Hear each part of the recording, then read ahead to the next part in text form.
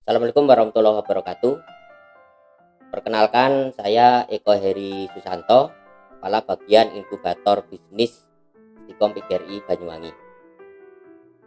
Mohon izin Bapak Ibu untuk menyampaikan materi mengenai struktur kurikulum pada proses inkubasi startup digital. Baik, materi awal ini kita awali dengan definisi startup digital dulu ya. Startup digital itu adalah perusahaan rintisan ya Bapak Ibu ya, yang didirikan oleh beberapa orang, di mana biasanya ruang gerak perusahaannya itu adalah di sektor teknologi informasi ya. Nah, startup ini biasanya dibangun dengan tujuan untuk untuk memberikan solusi dari suatu permasalahan yang ada di sekitarnya gitu ya. Nah, kemudian teknologi informasi yang dimaksud biasanya itu berupa platform aplikasi atau platform software. Biasanya seperti itu. Nah, pada umumnya platform tersebut terkoneksi dengan jaringan internet gitu. Nah, platform aplikasi yang dibangun startup itu biasanya bisa berbentuk website, aplikasi mobile, Android, iOS gitu ya, atau mungkin aplikasi desktop. Ya tergantung dari startup itu arahnya kemana gitu ya. Itu definisi dari startup digital. Oke, kita lanjut. Biasanya startup itu kan ada pendirinya ya. Nah, pendirinya ini tokoh-tokohnya itu gitu. Nah, siapa mereka? Pada umumnya startup digital itu pendirinya terbagi menjadi 3. Ada hustler, di mana hustler ini jenis pekerjaannya adalah mendesain bisnis, mendesain pola bisnis dan menentukan strategi marketingnya gitu. Hustler ini biasanya merangkap jadi CEO juga gitu. Nah, kemudian yang kedua ini ada hipster, di mana hipster ini pekerjaan utamanya adalah mendesain user interface dan user experience gitu. User interface itu tampilan aplikasinya ya. Kalau user experience itu berarti seberapa mudah aplikasi itu dioperasikan. Nah, itu tugasnya dari hipster. Kemudian founder yang ketiga biasanya ada istilah hacker, di mana hacker ini job description-nya adalah dia yang bangun softwarenya atau software developernya gitu. Nah, ini biasanya tokoh-tokoh yang ada di startup digital. Oke, kita lanjut. Bagaimana sih tanggung jawab dari masing-masing tokoh itu, dari 3 tokoh tadi ya? Ini saya bahas yang hustler dulu ya. Hustler itu tugas awalnya atau yang pertama itu harus memahami kebutuhan pasar dulu ya, dan mampu mewujudkan kebutuhan pasar tadi menjadi sebuah desain sistem gitu. Itu tugasnya hustler.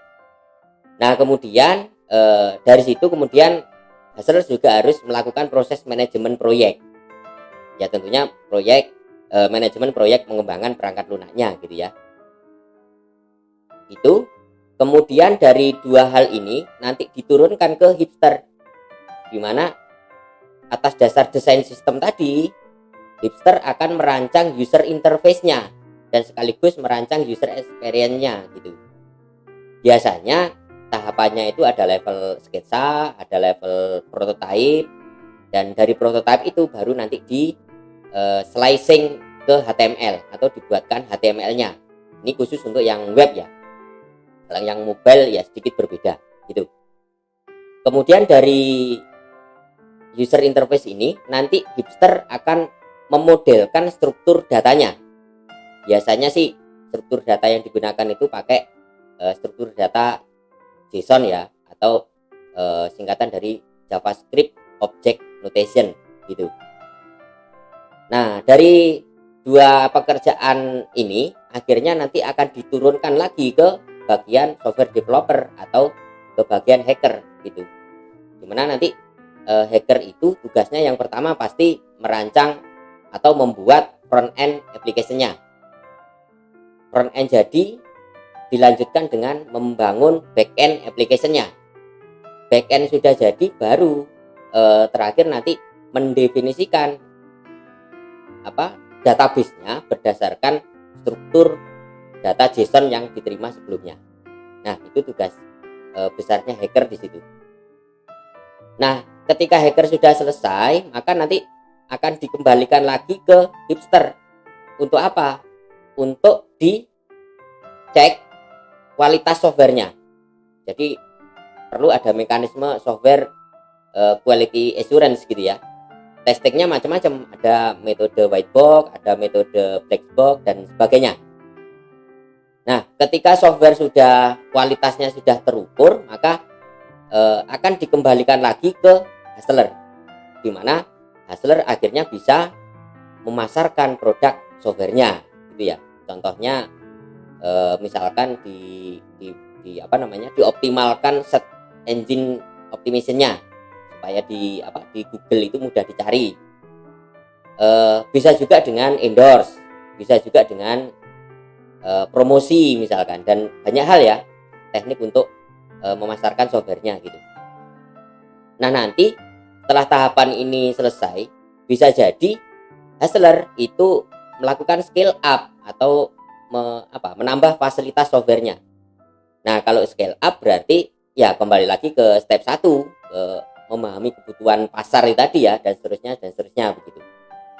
Nah, inilah tanggung jawab masing-masing tokoh yang ada di startup digital. Nah, kita lanjutkan. Bagaimana sih strategi mendirikan startup itu? Gini ya teman-teman ya, bangun startup ini bukan perkara yang mudah ya, lumayan sulit lah. Banyak permasalahan yang nanti muncul. Contohnya gini, bagaimana kalau tim itu belum punya pengalaman dalam hal membangun platform aplikasi? Nah, ini juga menjadi masalah yang pelik juga ya. Belum lagi masalah yang kedua, bagaimana kalau tim itu belum punya relasi? Nah, ini membangun startup, membangun perusahaan tanpa relasi itu bisa saya katakan nonsen gitu ya. Masalah yang ketiga mungkin gini, bagaimana kalau tim itu belum punya modal? Nah, ini juga masalah yang tidak bisa dianggap enteng juga gitu. Nah, terus solusinya bagaimana nih teman-teman? Solusinya gini, yang pertama, tim itu perlu mencari wadah yang tentunya bisa mengarahkan mereka gitu, entah melakukan training, mentoring, coach dan sebagainya, sehingga tim itu akhirnya skillnya nambah atau skillnya terupgrade gitu. Nah, yang kedua, tim itu juga perlu nyari wadah supaya tim itu bisa menyusun strategi bisnis gitu, sehingga strategi bisnisnya tadi bisa jadi solusi yang benar-benar dibutuhkan oleh masyarakat.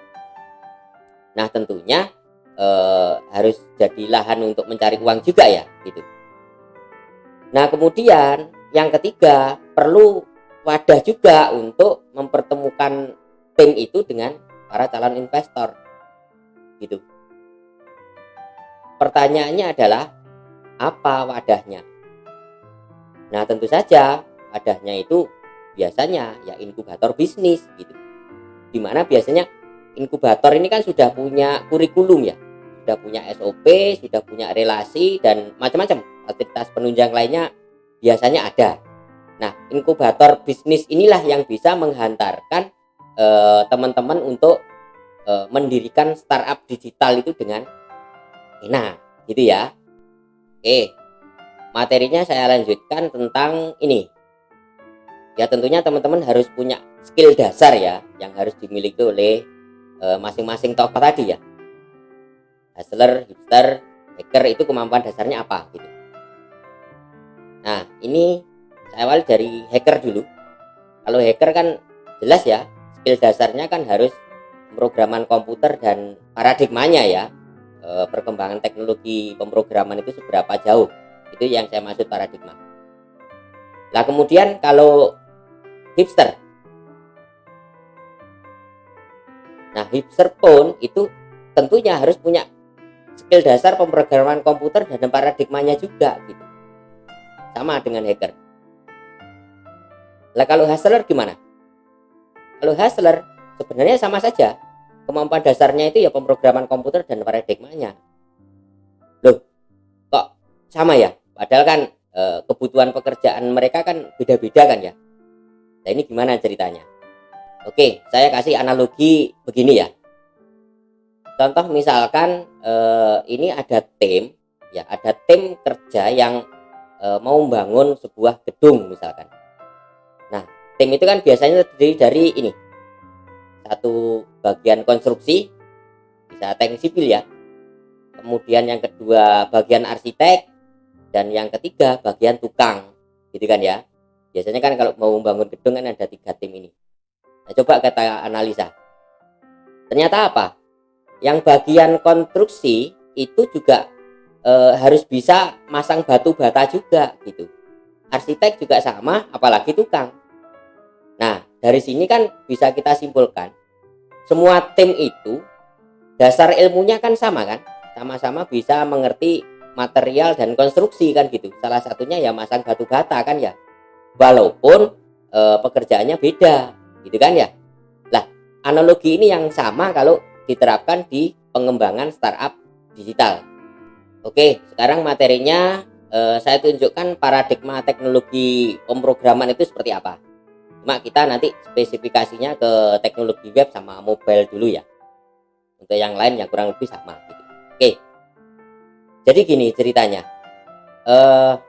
Teknologi web itu asal usulnya dulu diawali tahun 1983, di mana pada waktu itu muncul protokol internet yang namanya TCP/IP protokol gitu. Dasarnya itu. Nah, kemudian dari sini akhirnya dipadu dengan algoritma pemrograman sehingga menghasilkan aplikasi static website gitu. Dimana aplikasi static website ini dulu ditemukan pada tahun 1990 sampai tahun 1994 gitu. Nah, ternyata dari sini pun juga berkembang ya. Static website masih belum cukup, akhirnya tahun 1997 muncullah dynamic website. Dimana dynamic website ini websitenya sudah terhubung dengan database gitu. Jadi datanya sudah ada di database gitu ya. Nah, dari sini pun juga masih terus berkembang. Sekitar tahun 2002 dynamic website ini dioptimasi pola codingnya sehingga memunculkan istilah model view controller atau kita singkat MVC gitu. Macam-macam frameworknya. Ada code igniter, ada Laravel, macam-macam ya. Seperti itu. Nah, sampai tahun 2002 ini website itu masuk di klaster versi 1 atau istilahnya adalah monolithic website gitu ya, atau website monolithic. Nah, kemudian teknologi nggak berhenti. Sekitar tahun 2005 Rasmus Lerdorf yang membuat PHP itu memunculkan paradigma asynchronous JavaScript and XML atau disingkat AJAX gitu. Nah, di waktu yang sama Rasmus juga memperkenalkan remote procedure call gitu ya. Nah, dari sini akhirnya memunculkan paradigma baru yang AJAX ini menjadi front end dan yang remote procedure call ini menjadi back end gitu teman-teman. Dimana front end dan back end ini nanti juga terhubung lewat ke database gitu ya. Jadi yang terhubung ke database itu remote procedure call-nya atau back-end-nya gitu. Bagaimana dari RPC atau remote procedure call ke AJAX-nya? Nanti nyambungnya via JSON. Gitu ya teman-teman ya. Nah, ini paradigma tahun 2005. Nah, ini pun berkembang lagi. Sekitar tahun 2012 memunculkan istilah single page application atau SPA ya. Waktu itu kita banyak mengenal istilah ada framework React.js, ada framework apalagi itu Vue.js, ada framework AngularJS yang dicetuskan oleh Google dan sebagainya. Nah, SPA ini waktu itu satu paket juga dengan microservice atau biasanya kita kenal dengan istilah REST API, Representative State Transfer Application Programming Interface gitu. Akhirnya kita mengenal Laravel microservice, kita mengenal apalagi Express.js dan sebagainya gitu ya. Itu sekitar tahun 2012. Nah, berkembang lagi sekitar 2016 muncul istilah server side rendering atau kita singkat SSR gitu. Contohnya seperti aplikasi Next.js, bukan aplikasi ya, framework Next.js, ada framework Nuxt.js dan sebagainya. Nah, ini di sekitar tahun itu juga muncul serverless API. Contohnya ada Amazon ya, AWS, ada Firebase dan segala macam. Nah, ini konsepnya sama antara front end dan back end ini, pola komunikasinya semuanya menggunakan JSON gitu. Yang terhubung ke database itu back end-nya. Gitu ya, teman-teman ya. Nah, paradigma inilah yang akhirnya menjadi website versi 2.0 atau kita menyebut interaktif website gitu. Jadi ini perbedaan antara monolitik sama interaktif ya di sini. Kalau monolitik kita tidak mengenal front end back end, kalau interaktif kita mengenal front end back end. Gitu ya teman-teman ya. Nah, terakhir untuk mobile-nya gimana? Untuk mobile aplikasi Android atau iOS itu sebenarnya setara dengan front end. Gitu ya teman-teman. Jadi kalau teman-teman ini sudah mahir front end development, entah itu sampai ke SPA atau sampai ke SSR, nanti mau membangun mobile app, membangun aplikasi untuk Android atau iOS itu nggak ada masalah karena logikanya sama. Nah, itulah paradigma perkembangan teknologi pemrograman. Nah, jadi gini, kita ini kalau mempelajari teknologi ini kan mirip seperti ini ya, seperti membaca novel yang sequel ya, novel sequel. Novel ini tamat, ada sambungannya lagi gitu.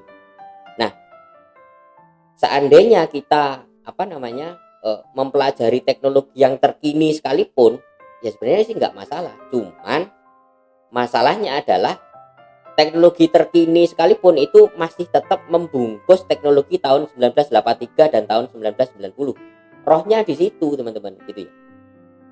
Rohnya di sana. Jadi skill fundamental kalian yang harus dikuasai itu ya ini, serangkaian ini gitu, mencakup semua paradigma ini. Tujuannya apa? Ketika ada perubahan teknologi masih tetap bisa mengikuti dengan cepat gitu. Karena apa? Rohnya tetap, cuman bungkusnya aja yang beda gitu. Jadi barang itu isinya ya gitu-gitu aja sebenarnya, hanya tinggal bungkusnya aja yang berbeda-beda gitu. Nah, inilah yang harus dikuasai oleh hustler, hipster, sama hacker. Gitu ya teman-teman ya. Nah, tentu saja materi segini banyak ini kalau saya sampaikan dalam kurun waktu yang singkat ya susah juga ya. Makanya ini saya hanya menunjukkan alurnya. Kemudian untuk detailnya nanti saya sediakan beberapa tutorial versi video gitu ya.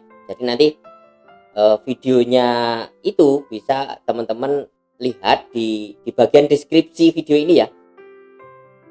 Apa itu front end, apa itu ajak, nanti linknya saya taruh di deskripsi. Jadi teman-teman tinggal klik ke masing-masing link yang saya sediakan. Itu ya teman-teman ya. Oke, sekarang yang namanya proses inkubasi ini kan perlu kurikulum ya. Nah, ini sedikit saya tunjukkan struktur kurikulum inkubasinya itu seperti apa. Kurikulum inkubasi saya bagi 3. Pertama ada pra-inkubasi dulu. Dimana di pra-inkubasi ini pertama, teman-teman ini tentunya sudah harus punya ide ya. Harus punya ide, termasuk harus punya visi. Kuncinya di situ. Visi dari startup kalian ini apa? Dan startup ini visi dari startup ini yang harus kuat gitu. Ini yang pertama. Kemudian yang kedua, teman-teman harusnya sudah pernah melakukan riset ya. Riset awal terhadap kebutuhan pasar dan riset ke kompetitornya gitu. Nah, kompetitor ini biasanya aplikasi-aplikasi yang sejenis dengan ide teman-teman ya. Dan ini perlu apa namanya di riset gitu. Perlu di riset, perlu diamati, perlu diobservasi dan sebagainya. Apa tujuan dari riset itu? Supaya nanti teman-teman bisa memutuskan apa sih inovasi yang akan dihadirkan melalui produk teman-teman itu gitu. Jadi startup teman-teman itu tentunya harus ada inovasi, ada sesuatu yang baru. Dimana sesuatu yang baru ini tidak harus idenya yang baru. Ide yang lama silahkan, cuman ya silahkan ditambahi. Gitu ya konsepnya ya. Nah, itu kegiatan pra-inkubasi. Kemudian struktur yang kedua saya namakan bagian inkubasi. Dimana di bagian inkubasi ini nanti akan saya bagi menjadi batch. Batch 1 itu targetnya adalah merancang user interface aplikasinya. Nanti tahapannya ada menyusun sketsa, mungkin bisa pakai desain sprint ya biar cepat ya. Kemudian sketsa jadi, baru nyusun prototype, dan definisi selesainya atau definition of done itu ketika user interface-nya itu sudah berbentuk HTML atau sudah di slicing ke HTML. Itu batch 1. Nah, kemudian batch 2-nya nanti kita upgrade skill. Nah, upgrade skillnya itu ya seperti diagram yang di atas tadi ya, mulai dari TCP/IP sampai server side rendering gitu. Itu batch 2. Nah, batch 2 sudah finish, baru kita lanjutkan batch 3. Di mana batch 3 ini ada proses desain sistem, ada proses pengembangan aplikasi, ada proses memasang aplikasi ke server atau deployment, dan quality assurance atau testing gitu. Tapi aplikasinya ini yang versi beta ya, artinya yang versi minimum dulu, bukan yang versi maksimum ya teman-teman ya. Nah, selesai batch 3 berarti fase inkubasi sudah selesai. Bisa kita lanjutkan ke fase pasca inkubasi. Nah, di pasca inkubasi ini nanti yang pertama teman-teman perlu mematangkan ini bisnis model kanvasnya, dimana poin utamanya adalah memetakan peluang value added service. Gimana caranya value added service ini menjadi sumber pendapatan dari teman-teman gitu, atau menjadi apa istilahnya revenue stream gitu ya. Value added service ini gimana sih? Nah, contoh gini, contoh sederhana ya. Misalkan teman-teman punya aplikasi e-commerce misalkan ya, aplikasi e-commerce, aplikasinya dirancang untuk mobile, berarti bisa dijalankan di Android misalkan gitu, sudah diupload di Play Store, tetapi user atau pengguna bisa menggunakan aplikasi itu secara cuma-cuma gitu, nggak perlu bayar. Nah, ketika user nggak perlu bayar, teman-teman ini dapat income dari mana kan gitu.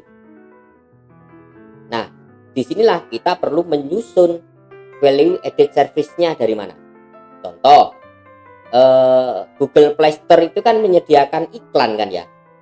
Nah, pendapatan iklan inilah yang bisa menjadi salah satu value added service yang bisa teman-teman cantumkan di bisnis model kanvasnya nanti gitu ya. Itu salah satu contoh. Oke, kemudian masih ada tahap 2, yaitu melakukan penetrasi pasar, dimana teman-teman sudah harus mulai promosi nih di sini. entah itu lewat online marketing, mengoptimalkan SEO, promosi di sosial media, endorse dan sebagainya. Intinya aplikasinya sudah mulai dibawa ke pasar gitu ya, supaya masyarakat mengenal gitu ya, intinya gitu. Kemudian tahap 3, teman-teman bisa melakukan scale up atau scraper. Maksudnya scale up itu gini, mungkin aplikasinya ada yang kurang, nah ini silahkan ditambah-tambahi, fiturnya ditambahi apa gitu ya, itu namanya scale up. Nah kalau scraper itu apa? Scraper itu gini, scraper itu dibutuhkan ketika ternyata pasar atau pengguna itu belum bisa menerima model bisnis teman-teman gitu kan. Bisa saja kan ya, aplikasi teman-teman nggak diterima pasar kan, bisa saja. Bisa jadi aplikasinya itu belum tentu buruk, cuman nggak tahu apanya yang secara bisnis ini belum tepat. Nah, fungsinya scraper itu adalah merubah pola bisnis gitu, merubah pola bisnis gitu ya. Jadi kalau di pasar nggak terima ya silahkan dirubah saja. Nah itulah namanya scraper gitu. Nah kemudian fase yang keempat, nanti teman-teman gini, ketika transaksi keuangan dari startup ini sudah terbukti sudah jalan, maka sudah waktunya teman-teman ini pitching dengan calon investor gitu. Pitching itu ya mempromosikan, mendemonstrasikan startup teman-teman ini ke calon investor gitu. Siapa tahu nanti calon investor itu tertarik, kemudian bersedia untuk berinvestasi mendanai startup teman-teman gitu ya. Itu struktur kurikulum inkubasinya. Nah saya ada catatan khusus untuk fase inkubasi yang khususnya batch 2 ya. Teman-teman dinyatakan tuntas menguasai materi jika teman-teman ini mampu mempublikasikan hasil pembelajarannya. Yang saya maksud publikasi itu teman-teman bisa membuat artikel atau bisa membuat video, dan publikasi tadi bisa diakses secara online gitu ya. Oke, demikian yang bisa saya sampaikan teman-teman. Terima kasih atas perhatiannya dan mohon maaf jika ada kesalahan. Saya akhiri. Wassalamualaikum warahmatullahi wabarakatuh.